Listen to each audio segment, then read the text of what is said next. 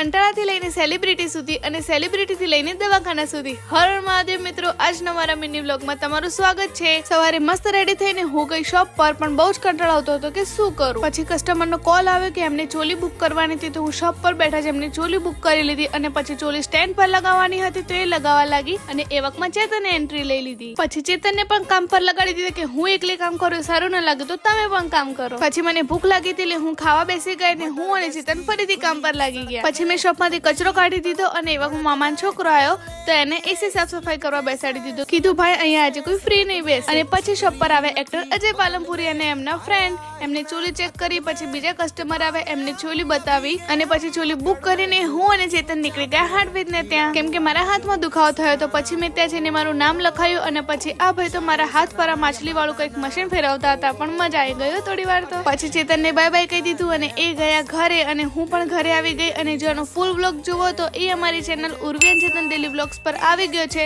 તો જોવાનું ભૂલતા નહીં. બાય.